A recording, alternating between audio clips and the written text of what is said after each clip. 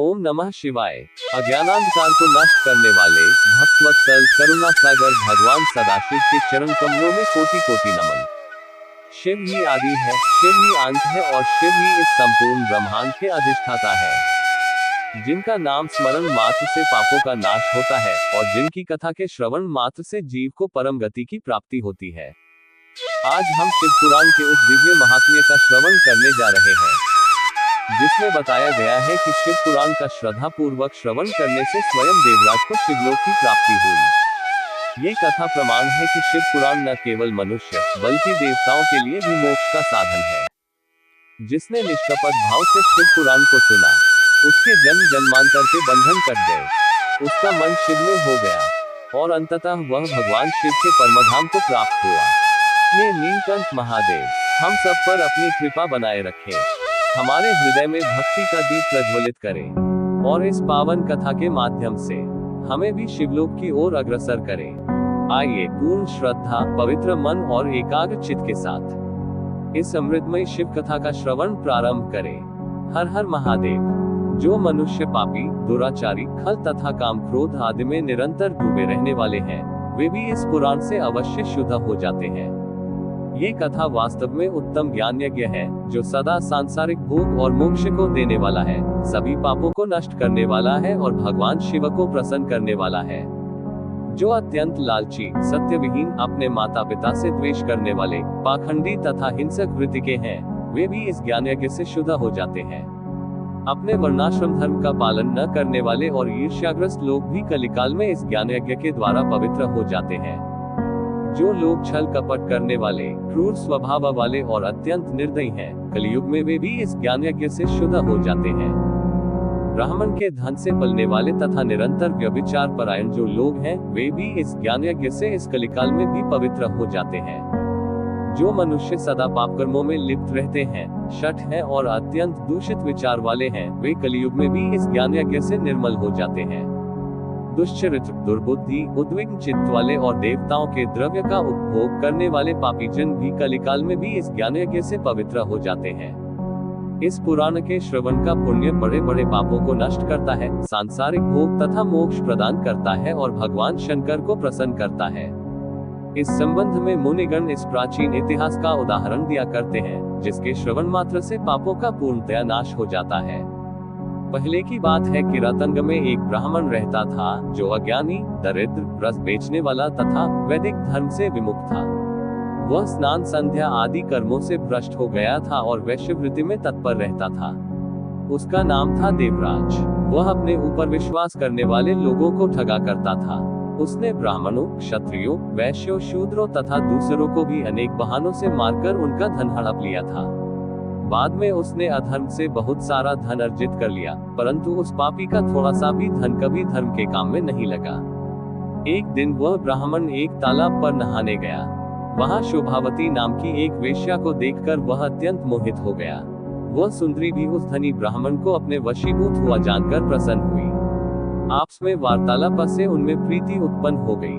उस ब्राह्मण ने उस वेश्या को पत्नी बनाना तथा उस वेश्या ने उसे पति बनाना स्वीकार कर लिया। इस प्रकार कामवश होकर वे दोनों बहुत समय तक विहार करते रहे। बैठने, सोने, खाने पीने तथा क्रीड़ा में ये दोनों निरंतर पति पत्नी की तरह व्यवहार करने लगे। अपने माता पिता तथा पत्नी के बार बार रोकने पर भी पाप कृत्य में संलग्न वह ब्राह्मण उनकी बात नहीं मानता था। एक दिन रात्रि में उस दुष्ट ने ईर्ष्यावश अपने सोए हुए माता पिता और पत्नी को मार डाला और उनका सारा धन हर लिया। वेश्या में आसक्त चित्त वाले उस कामी ने अपना और पिता आदि का सारा धन उस वेश्या को दे दिया। वह पापी अभक्ष्य, भक्षण तथा मद्यपान करने लगा और वह नीच ब्राह्मण उस वेश्या के साथ एक ही पात्र में सदा जूठा भोजन करने लगा। एक दिन घूमता घामता वह दैवयोग से प्रतिष्ठानपुर सी प्रयाग में जा पहुंचा। वहां उसने एक शिवालय देखा, जहां बहुत से साधु महात्मा एकत्र हुए थे।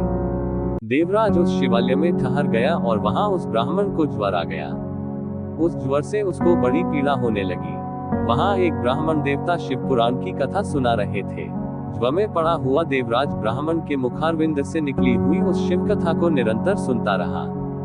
एक मास के बाद वह ज्वर से अत्यंत पीड़ित होकर चल बसा। यमराज के दूत आए और उसे पाशों से बांधकर बलपूर्वक यमपुरी में ले गए। इतने में ही शिवलोक भगवान शिव के पार्षद गण आ गए। उनके गौर अंग कर्पूर के समान उज्ज्वल थे, हाथ त्रिशूल से सुशोभित हो रहे थे, उनके संपूर्ण अंग भस्म से उद्भासित थे और स्राक्षको मालाएं उनके शरीर की शोभा बढ़ा रही थी। वे सब के सब क्रोध करते हुए यमपुरी में गए और यमराज के दूतों को मारपीट कर, बारंबार धमकाकर उन्होंने देवराज को उनके चंगुल से छुड़ा लिया और अत्यंत अद्भुत विमान पर बिठाकर जब वे शिवदूत कैलाश जाने को उद्यत हुए, उस समय यमपुरी में बड़ा भारी कोलाहल मच गया। उस कोलाहल को सुनकर धर्मराज अपने भवन से बाहर आए। साक्षात दूसरे रुद्रों के समान प्रतीत होने वाले उन चारों दूतों को देखकर धर्मज्ञ धर्मराज ने उनका विधि पूर्वक पूजन किया। यम ने ज्ञान दृष्टि से देखकर सारा वृतांत जान लिया। उन्होंने भय के कारण भगवान शिव के उन महात्मा दूतों से कोई बात नहीं पूछी। यमराज से पूजित तथा प्रार्थित होकर वे शिवदूत कैलाश को चले गए और उन्होंने उस ब्राह्मण को दयासागर सांब शिव को दे दिया। शिव पुराण को ये परम पवित्र कथा धन्य है, जिसके सुनने से पापी जन भी मुक्ति के योग्य बन जाते हैं। भगवान सदाशिव के परमधाम को वेदज्ञ सभी लोग उनमें सर्वश्रेष्ठ बताते हैं। ब्राह्मण, क्षत्रिय, वैश्य, शूद्र तथा अन्य प्राणी, यहाँ तक कि जिस पापी ने धन के लोभ से अनेक लोगों की हत्या की तथा अपने माता पिता और पत्नी को भी मार डाला, वो वेश्यागामी शराबी ब्राह्मण देवराज भी इस कथा के प्रभाव से भगवान शिव के परमधाम को प्राप्त कर तत्क्षण मुक्त हो गया। ओम नमः शिवाय। सच्चिदानंद स्वरूप त्रिकालदर्शी करुणामय भगवान सदाशिव के चरणों में कोटि कोटि प्रणाम। हे शिव शंकर, आपकी असीम कृपा से ही यह संपूर्ण सृष्टि, काल, कर्म और धर्म की व्यवस्था संचालित हो रही है। आज हम उस दिव्य विषय का श्रवण करने जा रहे हैं, जिसमें अग्नियज्ञ, देवयज्ञ और ब्रह्मयज्ञ जैसे महान यज्ञों का रहस्यमय वर्णन है, तथा स्वयं भगवान शिव द्वारा सातों वारों की उत्पत्ति और उन वारों में देवों की आराधना से प्राप्त होने वाले विविध पुण्य फलों का पावन कथन किया गया है। यह विषय केवल सुनने योग्य नहीं, बल्कि जीवन में उतारने योग्य है। जो मनुष्य श्रद्धा, भक्ति और नियम पूर्वक यज्ञ, देव पूजन और ब्रह्मचिंतन करता है, उसके जीवन से दरिद्रता, रोग, शोक और अज्ञान स्वतः दूर हो जाते हैं। हे प्रभु, आपकी प्रेरणा से उच्चारित ये पवित्र कथा हमारे अंतःकरण को शुद्ध करे, हमारे कर्मों को धर्म में बनाए और हमें मोक्ष मार्ग की ओर अग्रसर करे। आइए पूर्ण श्रद्धा, संयम और एकाग्रता के साथ भगवान शिव के श्रीमुख से प्रकट इस दिव्य कथन का श्रवण करें। हर हर महादेव। ऋषिगण बोले, हे प्रभु, अग्नियज्ञ, देवयज्ञ, ब्रह्मयज्ञ, गुरु पूजा तथा ब्रह्म तृप्तिका क्रमशः हमारे समक्ष वर्णन कीजिए। सूत जी बोले, हे महर्षियों, गृहस्थ पुरुष अग्नि में सांझ काल और प्रातः काल जो चावल आदि द्रव्य की आहुति देता है, उसी को अग्नियज्ञ कहते हैं। जो ब्रह्मचर्य आश्रम में स्थित हैं, उन ब्रह्मचारियों के लिए समिधा का आधान ही अग्नियज्ञ है। वे समिधा का ही अग्नि में हवन करें। हे ब्राह्मणों, ब्रह्मचर्य आश्रम में निवास करने वाले द्विजों का जब तक विवाह न हो जाए और वे औपासनाग्नि की प्रतिष्ठा न कर ले, तब तक उनके लिए अग्नि में समिधा की आहुति, व्रत आदि का पालन तथा विशेष यजन आदि ही कर्तव्य है। यही उनके लिए अग्नियज्ञ है। हे द्विजो, जिन्होंने बाह्य अग्नि को विसर्जित करके अपनी आत्मा में ही अग्नि का आरोप कर लिया है, ऐसे वानप्रस्थियों और सन्यासियों के लिए यही हवन या अग्नियज्ञ है कि वे विहित समय पर हितकर, परिमित और पवित्र अन्न का भोजन कर ले। औपासनाग्नि को ग्रहण करके जब कुंड अथवा भांड में सुरक्षित कर लिया जाए, तब उसे अजस्त्र कहा जाता है। राजविप्लव या दुर्दैव से अग्नित्याग का भय उपस्थित हो जाने पर जब अग्नि को स्वयं आत्मा अथवा अग्नि में स्थापित कर लिया जाता है, तब उसे समारोपित कहते हैं। हे ब्राह्मणों, सांझ काल अग्नि के लिए दी हुई आहुति संपत्ति प्रदान करने वाली होती है, ऐसा जानना चाहिए, और प्रातः काल सूर्यदेव को दी हुई आहुति आयु की वृद्धि करने वाली होती है। ये बात अच्छी तरह समझ लेनी चाहिए। दिन में अग्निदेव सूर्य में ही प्रविष्ट हो जाते हैं, अतः प्रातः काल सूर्य को दी हुई आहुति भी अग्नियज्ञ ही है। इंद्र आदि समस्त देवताओं के उद्देश्य से अग्नि में जो आहुति दी जाती है, उसे देवयज्ञ समझना चाहिए। स्थालीपाक आदि यज्ञों को देवयज्ञ ही मानना चाहिए। लौकिक अग्नि में प्रतिष्ठित जो चूड़ाकरण आदि संस्कार निमित्तक हवन कर्म है, उन्हें भी देवयज्ञ के ही अंतर्गत जानना चाहिए। अब ब्रह्मयज्ञ का वर्णन सुनिए। द्विज को चाहिए कि वह देवताओं की तृप्ति के लिए निरंतर ब्रह्मयज्ञ करे। वेदों का जो नित्य अध्ययन होता है, उसी को ब्रह्मयज्ञ कहा गया है। प्रातः नित्य कर्म के अनंतर सायं काल तक ब्रह्मयज्ञ किया जा सकता है। उसके बाद प्रातः में इसका विधान नहीं है। अग्नि के बिना देवयज्ञ कैसे संपन्न होता है, इसे आप लोग श्रद्धा से और आदर पूर्वक सुनिए। सृष्टि के आरंभ में सर्वज्ञ, दयालु और सर्वसमर्थ महादेव जी ने समस्त लोगों के उपकार के लिए वारों की कल्पना की। वे भगवान शिव संसार रूपी रोग को दूर करने के लिए वैद्य हैं, सबके ज्ञाता तथा समस्त औषधों के भी औषध हैं। उन भगवान ने पहले अपने वार की कल्पना की, जो आरोग्य प्रदान करने वाला है। तत्पश्चात उन्होंने अपनी माया शक्ति का वार बनाया, जो संपत्ति प्रदान करने वाला है। जन्म काल में दुर्गतिग्रस्त बालक को रक्षा के लिए उन्होंने कुमार के वार को कल्पना की। तत्पश्चात सर्वसमर्थ महादेव जी ने आलस्य और पाप की निवृत्ति तथा समस्त लोगों का हित करने की इच्छा से लोकरक्षक भगवान विष्णु का वार बनाया। इसके बाद सबके स्वामी भगवान शिव ने पुष्टि और रक्षा के लिए आयुर्कर्ता तथा त्रिलोक खष्टा परमेष्ठी ब्रह्मा का आयुष्कारक वार बनाया, जिससे संपूर्ण जगत के आयुष्य की सिद्धि हो सके। इसके बाद तीनों लोकों की वृद्धि के लिए पहले पुण्य पाप की रचना की, तत्पश्चात उनके करने वाले लोगों को शुभाशुभ फल देने के लिए भगवान शिव ने इंद्र और यम के वारों का निर्माण किया। ये दोनों वार क्रमशः भोग देने वाले तथा लोगों के मृत्यु भय को दूर करने वाले हैं। इसके बाद सूर्य आदि 7 ग्रहों को, जो अपने ही स्वरूपभूत तथा प्राणियों के लिए सुख दुख के सूचक हैं, भगवान शिव ने उपर्युक्त 7 वारों का स्वामी निश्चित किया। ये सब के सब ग्रह नक्षत्रों के ज्योतिर्मय मंडल में प्रतिष्ठित है। शिव के वार या दिन के स्वामी सूर्य है, शक्ति संबंधी वार के स्वामी सोम है, कुमार संबंधी दिन के अधिपति मंगल है, विष्णु वार के स्वामी बुध है, ब्रह्मा जी के वार के अधिपति बृहस्पति है, इंद्रवार के स्वामी शुक्र और यमवार के स्वामी शनैश्चर है। अपने अपने वों में की हुई उन देवताओं की पूजा उनके अपने अपने फल को देने वाली होती है। सूर्य आरोग्य के और चंद्रमा संपत्ति के दाता है। मंगल व्याधियों का निवारण करते हैं, बुध पुष्टि देते हैं, बृहस्पति आयु की वृद्धि करते हैं, शुक्र भोग देते हैं और शनैश्चर मृत्यु का निवारण करते हैं। ये 7 वारों के क्रमशः फल बताए गए हैं, जो उन देवताओं की प्रीति से प्राप्त होते हैं। अन्य देवताओं की भी पूजा का फल देने वाले भगवान शिव ही हैं। देवताओं की प्रसन्नता के लिए पूजा को 5 प्रकार की ही पद्धति बनाई गई। उन देवताओं के मंत्रों का जप ये पहला प्रकार है, उनके लिए होम करना दूसरा, दान करना तीसरा तथा तप करना चौथा प्रकार है। किसी वेदी पर, प्रतिमा में, अग्नि में अथवा ब्राह्मण के शरीर में आराध्य देवता की भावना करके 16 उपचारों से उनकी पूजा या आराधना करना 5वां प्रकार। इनमें पूजा के उत्तरोत्तर आधार श्रेष्ठ है। पूर्व के अभाव में उत्तरोत्तर आधार का अवलंबन करना चाहिए। दोनों नेत्रों तथा मस्तक के रोग और कुष्ठ रोग को शांति के लिए भगवान सूर्य की पूजा करके ब्राह्मणों को भोजन कराए। तदनंतर 1 दिन, 1 मास, 1 वर्ष अथवा 3 वर्ष तक लगातार ऐसा साधन करना चाहिए। इससे यदि प्रबल प्रारब्ध का निर्माण हो जाए तो रोग एवं जरा आदि का नाश हो जाता है। इष्टदेव के नाम मंत्रों का जप आदि साधन वार आदि के अनुसार फल देते हैं।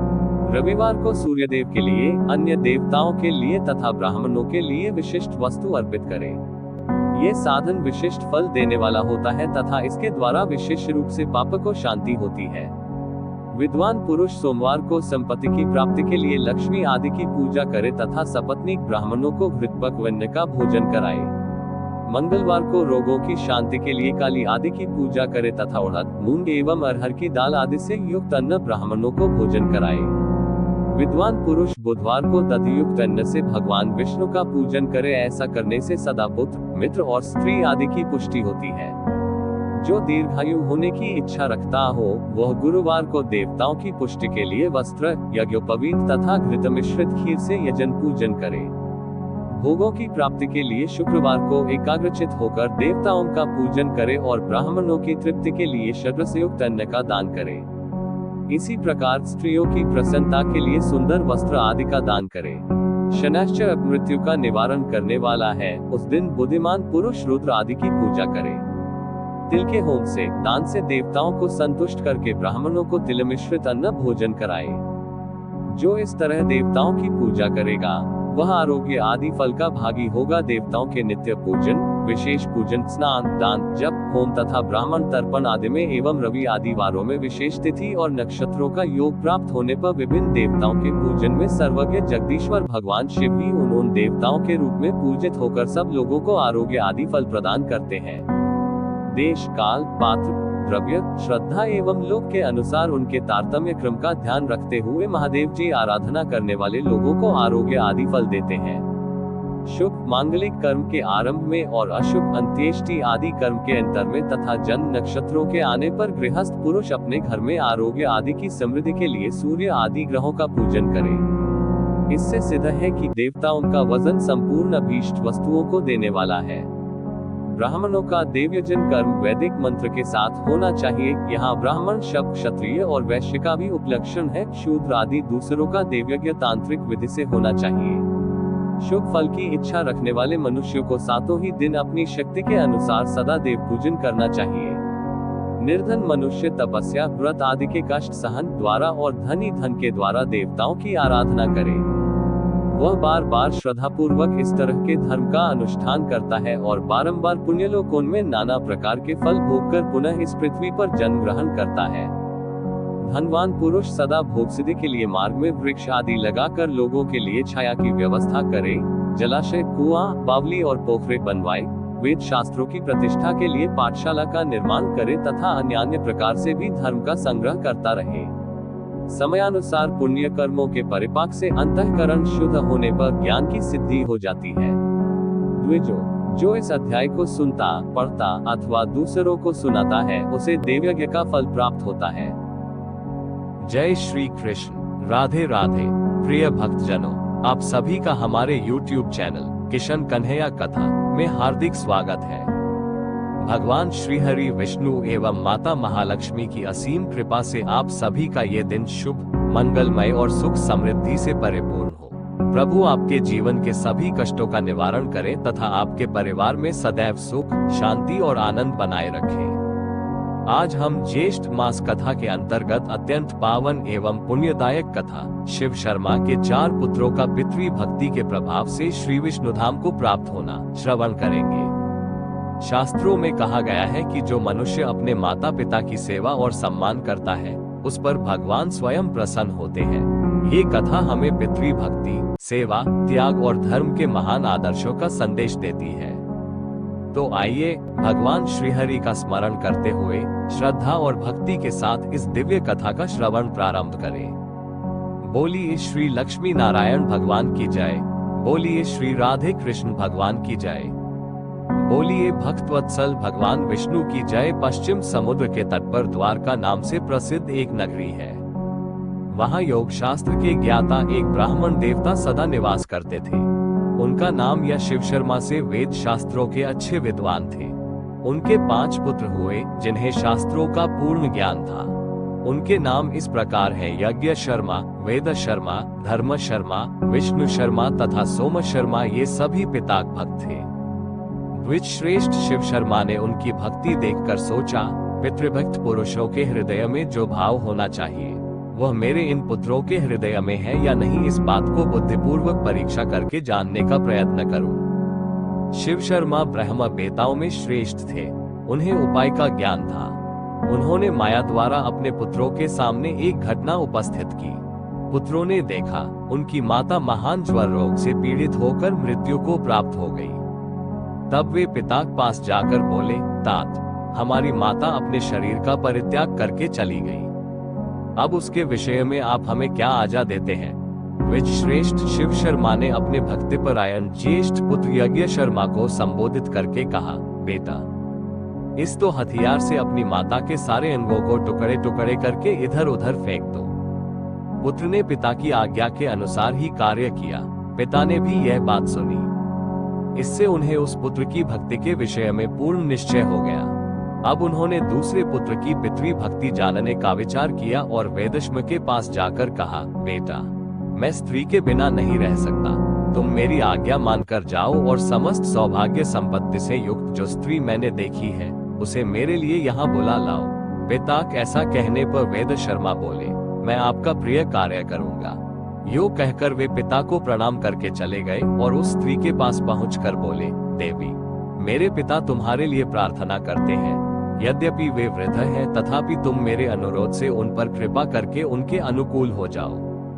वेदशम की ऐसी बात सुनकर माया से प्रकट हुई उस स्त्री ने कहा, ब्रह्मा, तुम्हारे पिता बुढ़ापे से कष्ट पा रहे हैं। अतः मैं कदापि उन्हें पति बनाना नहीं चाहती। उन्हें खांसी का रोग है, उनके मुंह में कफ भरा रहता है। इस समय दूसरी बीमारियों ने भी उन्हें पकड़ रखा है। रोग के कारण वे शिथिल एवं आर्त हो गए हैं, अतः मुझे उनका समागम नहीं चाहिए। मैं तुम्हारे साथ रमण करना चाहती हूँ, तुम्हारा प्रिय कार्य करोगी। तुम दिव्य लक्षणों से संपन्न, दिव्य रूपधारी तथा महान तेजस्वी हो, अतः मैं तुम्ही को पाना चाहत हूँ। मानद, उस बूढ़े को लेकर क्या करोगे? मेरे शरीर का उपभोग करने से तुम्हें समस्त दुर्लभ सुखों की प्राप्ति होगी। विप्रवर, तुम्हें जिस जिस वस्तु की इच्छा होगी ये सब ला दूंगी, इसमें तनिक भी संदेह नहीं है।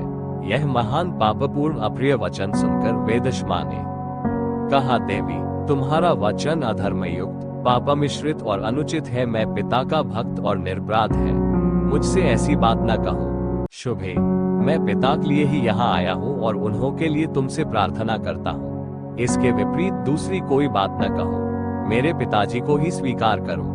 देवी, इसके लिए तुम चराचर प्राणियों सहित त्रिलोकी को जो जो वस्तु चाहोगी वो सब निस्संदेह तुम्हें अर्पण करूंगा। अधिक क्या कहूँ, देवताओं का राज्य आदि भी यदि चाहो तो तुम्हें दे सकता हूँ। स्त्री बोली, यदि तुम अपने पिता के लिए इस प्रकार दान देने में समर्थ हो तो मुझे इंद्र सहित संपूर्ण देवताओं का अभी दर्शन कराओ।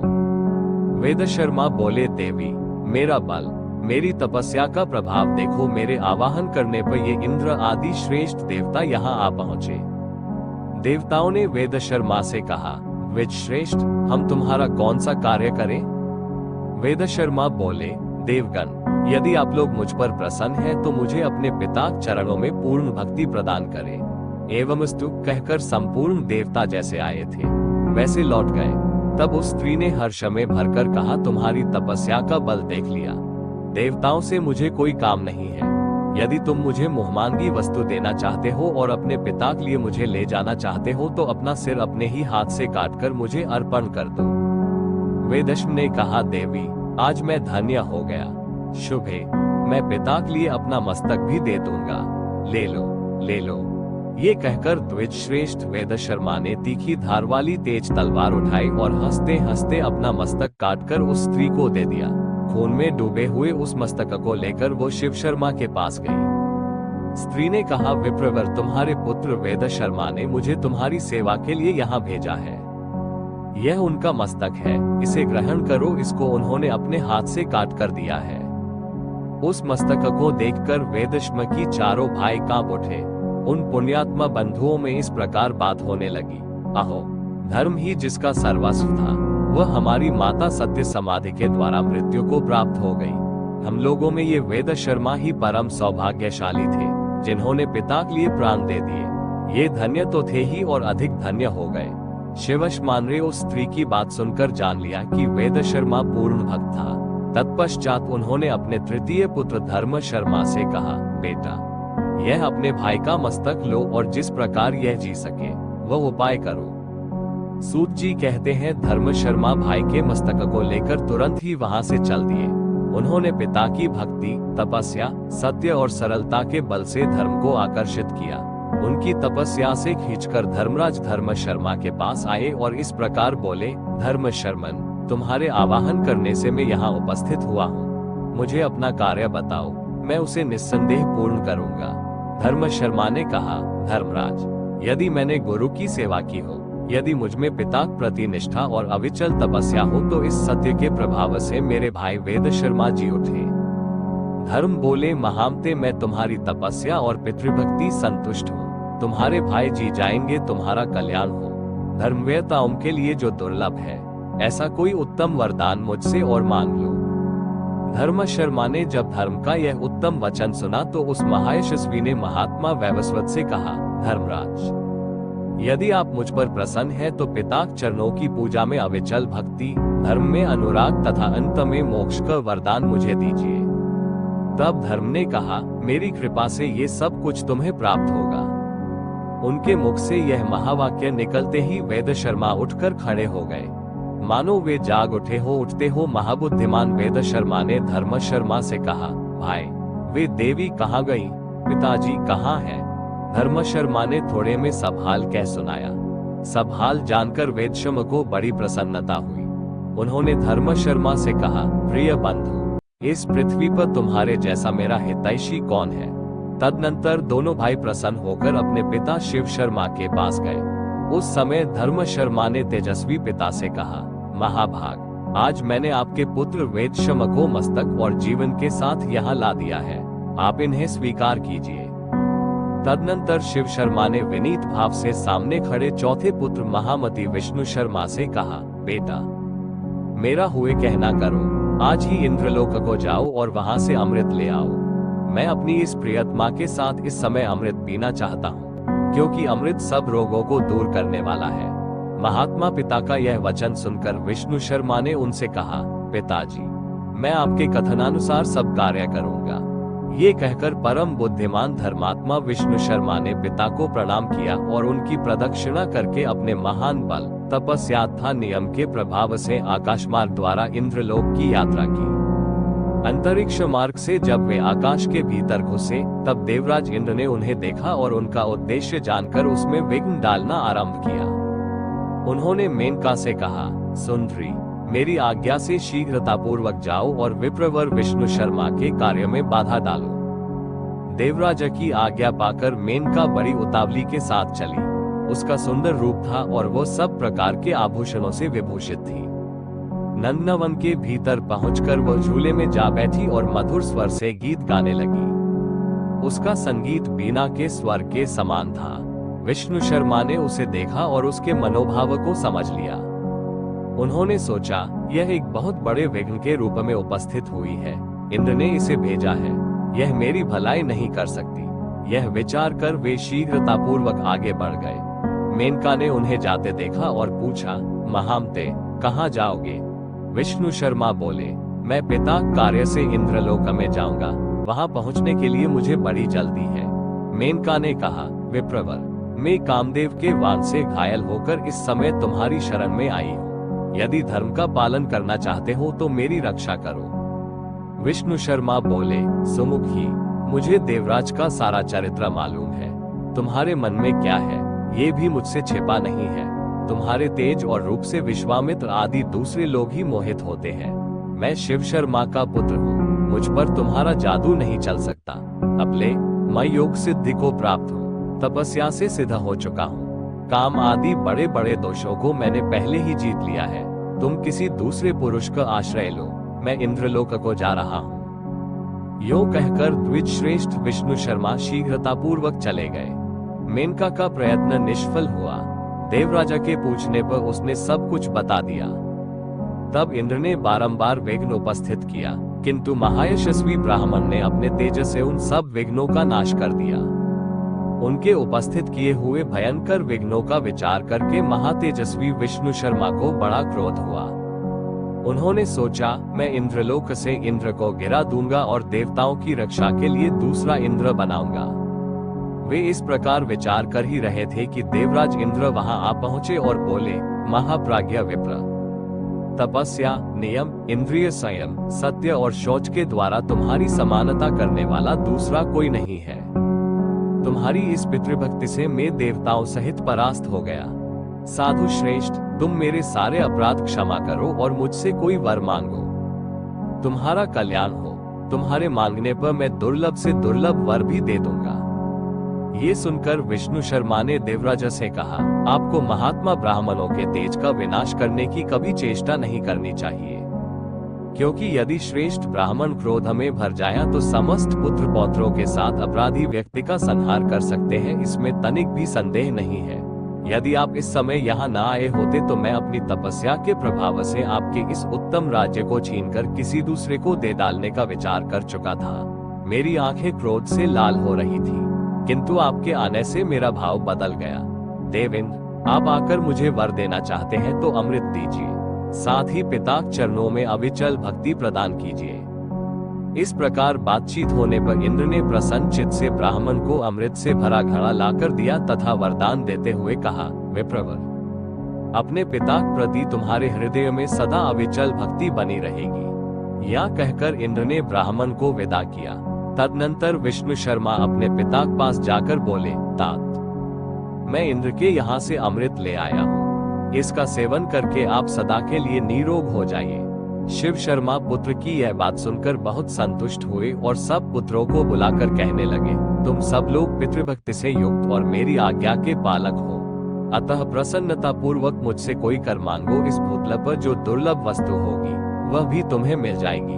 पिता की यह बात सुनकर वे सभी पुत्र एक दूसरे की ओर देखते हुए उनसे बोले, मुक्त आपकी कृपा से हमारी माता जो यमलोक को चली गई है जी जाए। शिव शर्मा ने कहा, पुत्रों, तुम्हारी मरी हुई पुत्रवत्सला माता अभी जीवित होकर हर्ष में भरी हुई यहाँ आएगी, इसमें तनिक भी संदेह नहीं है। ऋषि शिव मुख से ये शुभ वाक्य निकलते ही उन पुण्य माता हर्ष में भरी हुई वहां आ पहुंची और बोली, मेरे सौभाग्यशाली पुत्रों, इसीलिए संसार में पुण्यात्मा स्वीय पुण्य साधक पुत्र की इच्छा करती है, जिसका कुल के अनुरूप आचरण हो, जो अपने कुल का आधार तथा माता पिता को तारने वाला हो। ऐसे उत्तम पुत्र को कोई भी स्त्री पुण्य के बिना कैसे पा सकती है। न जाने मैंने कैसे कैसे पुण्य किए थे, जिनके फलस्वरूप ये धर्मप्राण, धर्मात्मा, धर्मवत्सल तथा अत्यंत पुण्यभागी महात्मा मुझे पति रूप में प्राप्त हुए। मेरे सभी पुत्र परत हैं, इससे बढ़कर प्रसन्नता को बात और क्या होगी। आहो, संसार में पुण्य के ही बल से उत्तम पुत्र की प्राप्ति होती है। मुझे 5 पुत्र प्राप्त हुए हैं, जिनका हृदय विशाल है तथा जिनमें एक से एक बढ़कर है। मेरे सभी पुत्र यज्ञ करने वाले, पुण्यात्मा, तपस्वी, तेजस्वी और पराक्रमी हैं। इस प्रकार माता के कहने पर पुत्रों को बड़ा हर्ष हुआ और वे अपनी माता को प्रणाम करके बोले, माँ, अच्छे माता पिता की प्राप्ति बड़े पुण्य से होती है। तुम सदा पुण्य कर्म करती रहती हो। हमारे बड़े भाग्य थे जो तुम हमें माता के रूप में प्राप्त हुई, जिनके गर्भ में आकर हम लोग उत्तम पुण्यों से वृद्धि को प्राप्त हुए हैं। हमारी यही अभिलाषा है कि प्रत्येक जन्म में तुम ही हमारी माता और ये ही हमारे पिता हो। पिता बोले, पुत्रों, तुम लोग मुझसे कोई परम उत्तम और पुण्यदायक वरदान मांगो। मेरे संतुष्ट होने पर तुम लोग अक्षय लोकों का उपभोग कर सकते हो। पुत्रों ने कहा, पिताजी, यदि आप हम पर प्रसन्न हैं और वर देना चाहते हैं तो हमें भगवान श्री विष्णु के गोलोक धाम में भेज दीजिए, जहां किसी प्रकार की चिंता और व्याधि नहीं फटकने पाती। पिता बोले, पुत्रों, तुम लोग सर्वथा निष्पाप हो, इसलिए मेरे प्रसाद, तपस्या और इस पितृभक्ति के बल से वैष्णव धाम को जाओ। महर्षि शिव शर्मा के यह उत्तम वचन कहते ही भगवान श्री विष्णु अपने हाथों में शंख, चक्र, गदा और पद्म धारण किए गरुड़ पर सवार हो वहां आ पहुंचे और पुत्रों सहित शिव शर्मा से बारंबार कहने लगे, विप्रवर, पुत्र सहित तुमने भक्ति के बल से मुझे अपने वश में कर लिया है, अतः इन पुण्यात्मा पुत्रों तथा पति के साथ रहने की इच्छा वाली इस पुण्यमयी पत्नी को साथ लेकर तुम मेरे परम धाम को चलो। शिव शर्मा ने कहा, भगवान, ये मेरे चारों पुत्र ही इस समय परम उत्तम वैष्णव धाम में चले। मैं पत्नी के साथ अभी भूलोक में ही कुछ काल व्यतीत करना चाहता हूँ। मेरे साथ मेरा कनिष्ठ पुत्र सोम शर्मा भी रहेगा। सत्यभाषी महर्षि शिव शर्मा के यो कहने पर देवेश्वर भगवान श्री विष्णु ने उनके 4 पुत्रों से कहा, तुम लोग दाह और प्रलय से रहित मोक्षदायक गोलोक धाम को चलो। कि इतना कहते ही उन चारों सत्य तेजस्वी ब्राह्मण का तत्काल विष्णु के समान रूप हो गया। उनके शरीर का श्याम वर्ण इंद्र नीलमणि के समान शोभा पाने लगा। उनके हाथों में शंख, चक्र, गदा और पद्म सुशोभित होने लगे। वे विष्णु रूपधारी महान तेजस्वी द्विज पितृभक्ति के प्रभाव से विष्णु धाम को प्राप्त हो गए। प्रिय भक्तजनों, आपने श्रद्धा और भक्ति के साथ शिव शर्मा के 4 पुत्रों का पितृभक्ति के प्रभाव से श्री विष्णु धाम को प्राप्त होना, ये पावन कथा श्रवण की। इस कथा से हमें शिक्षा मिलती है कि माता पिता की सेवा, सम्मान और आज्ञा पालन से बढ़कर कोई धर्म नहीं है। जो मनुष्य सच्चे मन से अपने माता पिता की सेवा करता है, उस पर भगवान विष्णु और माता लक्ष्मी की विशेष कृपा बनी रहती है। हम प्रार्थना करते हैं कि भगवान श्रीहरि आप सभी के जीवन में सुख, शांति, समृद्धि और उत्तम स्वास्थ्य प्रदान करें तथा आपके सभी शुभ मनोरथ पूर्ण करें। यदि आपको ये कथा पसंद आई हो तो वीडियो को लाइक करें, अपने मित्रों एवं परिवारजनों के साथ साझा करें तथा हमारे चैनल किशन कन्हैया कथा को अवश्य सब्सक्राइब करें। अंत में सभी भक्तजन प्रेम से बोले, श्री लक्ष्मी नारायण भगवान की जय, श्री राधे कृष्ण भगवान की जय, सनातन धर्म की जय, गौ माता की जय, अपने अपने माता पिता की जय। बोलिए भक्त